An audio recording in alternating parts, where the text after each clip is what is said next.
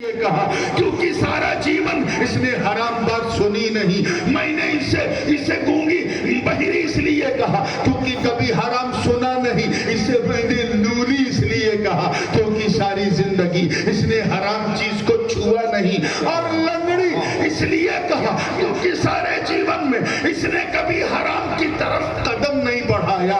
اے نوجوان، جب میں نے دیکھا کہ تو ایک نہ کردہ گناہ کی توبہ کے لیے اتنا بے چین، اتنا تڑپ رہا ہے، خشیت الہی کا سمندر تیرے سینے میں موجزن ہے، تو میں سمجھ گیا کہ میری اس بے مثال بیٹی کے لیے تجھ سے زیادہ بے مثال داماد نہیں ملے گا. اللہ اکبر. آدھو اڑا کے جواب دے ماشاءاللہ. زندہ آباد، زندہ آباد، زندہ آباد. یا علی، یا علی، ماشاءاللہ. زندہ توجہ. اسی لیے جب حضرت ابو صالح موسیٰ جنگی دوست جیسا باپ ہو، توجہ ہے، اور سیدہ طیبہ طاہرہ فاطمہ ثانیہ جناب ام الخیر جیسی ماں ہو، ارے جب ان دو انمول رتنوں کا ملن ہوتا ہے، ملن، تب جا کے غوث اعظم کا جنم ہوتا ہے. واہ واہ، سبحان اللہ.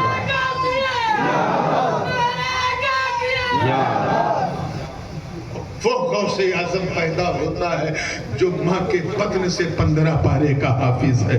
وہ غوث اعظم جنم لیتا ہے جس پر مشیت کی نگاہ ہو. وہ غوث اعظم جنم لیتا ہے کہ نکلے تو نکلتا سورج جسے سلام کرے.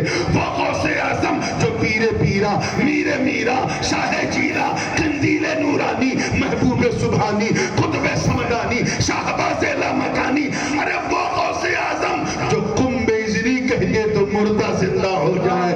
اور اگر بچپن میں نانا دوڑا لے اور میرا عبد القادر کسی قبرستان سے گزرے اور کہہ دے اے مردوں اٹھو اٹھو نانا جان آ رہے ہیں، تو پورا قبرستان خالی ہو جائے.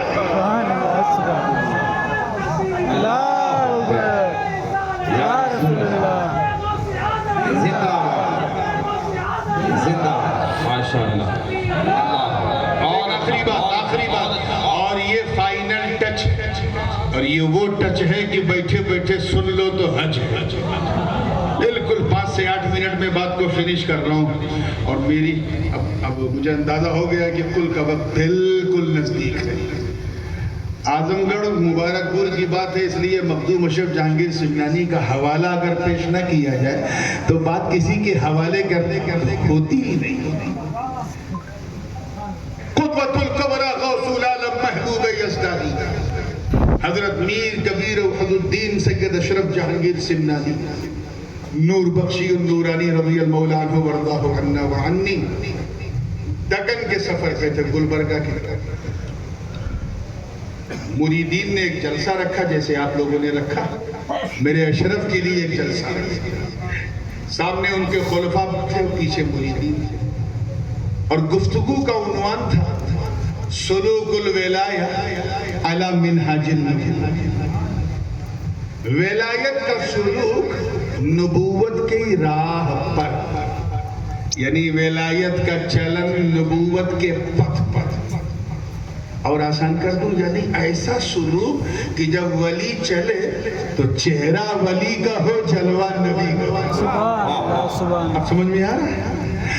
اس عنوان پہ تقریر کر رہے تھے، کرتے آپ نے فرمایا ہر ولی صدیق کسی نہ کسی نبی کا پرتو ہوتا ہے. کیا ہوتا ہے؟ پرتو باؤنسر ہو گیا. چلیے میں آسان کر رہا ہوں. ہر ولی صدیق یہ ولایت کا سب سے ٹاپ رینک ہے، جن کو سرکاری پورٹ فولیوز ملتے ہیں اللہ کی طرف سے، غوث، قطب، ابدال، اوتاد ایکسیپٹرا. ہر ولی صدیق کسی نہ کسی نبی کے کمال کا مظہر ہوتا ہے. ابھی بھی نہیں سمجھ میں آیا؟ چلیے میں اور آسان کرتا ہوں. ہر ولی صدیق کسی نہ کسی نبی کے فیضان کا سایہ ہوتا ہے. ہاں یہ سایہ سمجھ میں آیا. اور اگر یہ بھی نہیں آیا تو میں کہوں گا میاں پھر آپ نے کیوں بلایا؟ فرمایا ایسا پرتو ہوتا ہے کہ جس نبی کا وہ ولی پرتو ہوتا ہے اس نبی کے معجزات بشکل کرامت اس ولی سے ثابت ہوتے ہیں. مخدوم پاک نے مثال بھی دی. آپ نے فرمایا جیسے حضرت شیخ نجم الدین کبری رضی اللہ عنہ فرمایا یہ پرتو موسیٰ کلیم اللہ ہے. کیا ہے؟ یعنی حضرت موسیٰ کے معجزات بشکل کرامت نجم الدین کبری سے ثابت ہوتے ہیں. یعنی ان کے پاس بھی ڈنڈا تھا, ان کے پاس بھی ڈنڈا, تو کرامت کہلائی. اسی کو کہتے ہیں سلوک الولایہ اعلیٰ منہاج النبی. بات چل ہی رہی تھی کہ آپ کے خلیفہ خاص حضرت شیخ کبیر عباسی سرہود پوری رحمۃ اللہ علیہ, جن کا آستانہ جلال پور سے آگے بڑھے سرہود پور جہاں ایکسپریس میں کٹتا ہے, وہ آگے بیٹھے نے پوچھا حضور آپ ہائے ہائے ہائے سرکار آپ کس کے پرتو ہیں؟ تو مخدوم پاک کے چہرے پر ایک جلال کا رنگ آیا. فرمایا گواہ ہو جاؤ واللہ انی سرت علی قدم المسیح, میں عیسیٰ روح اللہ کا پرتو ہوں. کیا فرمایا؟ ادھر والے سمجھ رہے ہو؟